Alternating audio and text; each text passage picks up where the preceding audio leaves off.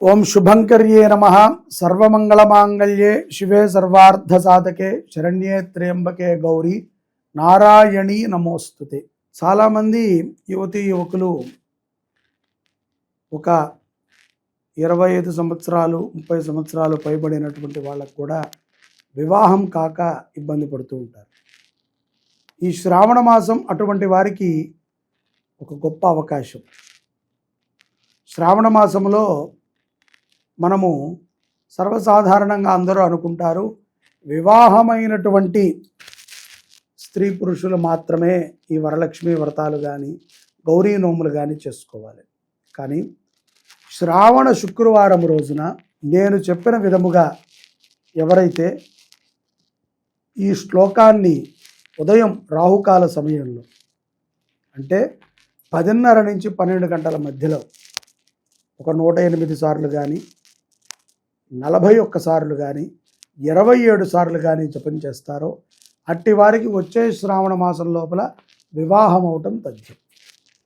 ఆ శ్లోకం ఏమిట్రా అంటే దేవి సౌభాగ్యమారోగ్యం దేహిమే పరమం సుఖం రూపం దేహి జయం దేహి యశో దేహి ద్విషోజిహి. మళ్ళీ ఒకసారి చెప్తున్నాను, గుర్తుపెట్టుకోండి. దేవి సౌభాగ్యం ఆరోగ్యం దేహిమే పరమం సుఖం రూపం దేహి జయం దేహి యశో దేహి ద్విషోజిహి. ఈ శ్లోకాన్ని స్త్రీ పురుషులు ఎవరైనా సరే రాహుకాలంలో శుక్రవారం ఉదయం 10:30 నుంచి 12 గంటల మధ్యలో మీరు గనక స్మరణ చేస్తే తప్పనిసరిగా శుభవార్తని వింటారు. వచ్చే సంవత్సరం శ్రావణ మాసం లోపల మీకు వివాహం అవటము తథ్యం. ఈ విశ్వావసు నామ సంవత్సరములో శ్రావణ మాసములో వరలక్ష్మి వ్రతము గురించి చాలా గందరగోళం నెలకొల్తుంది. చాలామంది కన్ఫ్యూజ్ అయిపోతున్నారు. కొంతమంది 2వ తారీఖు అనుకుంటున్నారు, కొంతమంది జూలై 26వ తారీఖే వరలక్ష్మి వ్రతం అనుకుంటున్నారు, కొంతమందికి అసలు ఎప్పుడు చేయాలో కూడా తెలియట్లేదు. ఇక్కడ మనము ప్రతి సంవత్సరము వరలక్ష్మి వ్రతాన్ని చేస్తాం, కానీ ఆ యొక్క సందర్భంలో మాత్రమే గుర్తుపెట్టుకుంటాం. దాని తర్వాత మనం గుర్తుపెట్టుకోం. చాలామందికి అనిపిస్తుంది 2వ శుక్రవారం చేయాలేమో అని. అందులో అష్టమి కూడా కలిసి వచ్చింది, చాలా విశేషము. 2వ శుక్రవారము చేసుకోవాలి, మంచిదే. 2వ శుక్రవారము కాదు, ప్రతి శుక్రవారము వరలక్ష్మి వ్రతాన్ని చేసుకోవచ్చు, తప్పే లేదు. కానీ మనకి కథలో చెప్పిన విషయం ఏమిటి, కథలో ఏమి చెప్పబడింది, ఈ వ్రతం ఎప్పుడు చేస్తే విశేషం అని చెప్పబడింది. చాలామంది స్త్రీలకి నెలసరి ఇబ్బందులు ఉంటాయి. వారు మొదటి శుక్రవారమే చేసుకుందామని కొంతమంది చేసుకుంటారు, కొంతమంది ఆఖరి శుక్రవారం చేస్తూ ఉంటారు, కొంతమంది 3వ శుక్రవారం చేస్తూ ఉంటారు.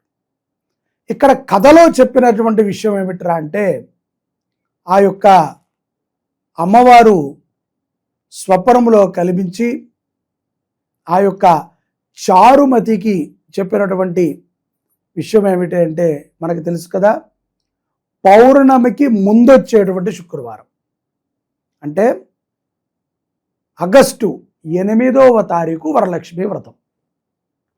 చాలామంది 2వ శుక్రవారం అని కన్ఫ్యూజ్ అవుతున్నారు. ఇక్కడ ఏ కన్ఫ్యూజింగ్ లేదండి.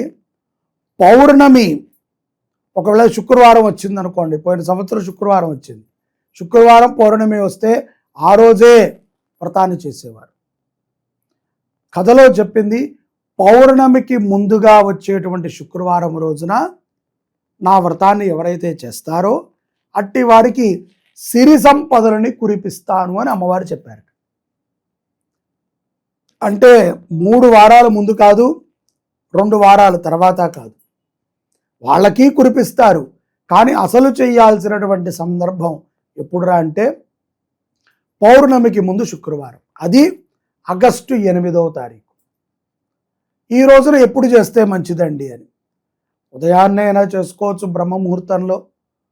లేదు అంటే గనక చాలా దారిద్ర్యంతో బాధపడుతున్నాం, ఇంట్లో అప్రశాంతత ఉంది, డబ్బులు దొంగతనానికి గురవుతున్నాయి, ఎక్కడా నిలబడట్లేదు, ఇంట్లో కుమార్తెకి ఇంకా పెళ్లి కాలేదు, కొడుకుకి పెళ్ళైతే కోడలు చేసుకోవాల్సిన వ్రతాన్ని 50-60 ఏళ్ళు వచ్చినా నేనే చేసుకుంటున్నాను అనేటువంటి ఇబ్బంది పడేటువంటి వారు రాహుకాల సమయములో లక్ష్మీ పూజన చేయటం ద్వారా మన మనస్సులో ఉన్నటువంటి సంకల్పాన్ని తీరుస్తారు.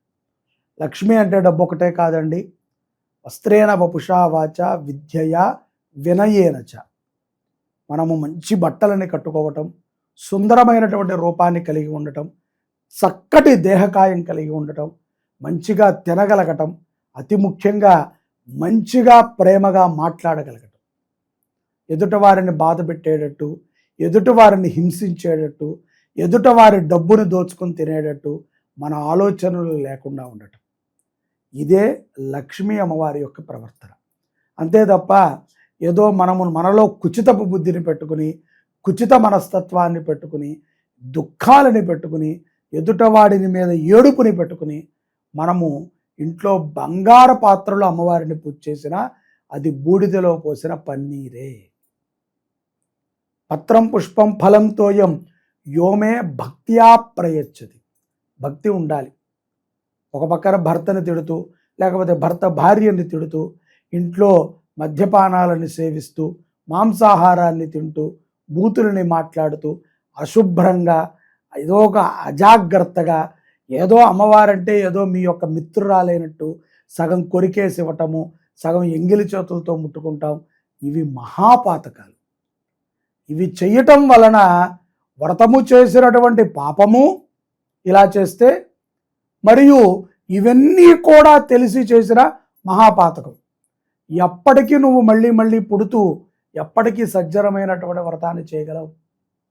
ఇవన్నీ ఒక ఎత్తు అయితే, ఇంటికి వచ్చిన పురోహితుడిని బతిమలాడటం, 100 ఇస్తాను, 50 ఇస్తాను, 25 ఇస్తాను అని.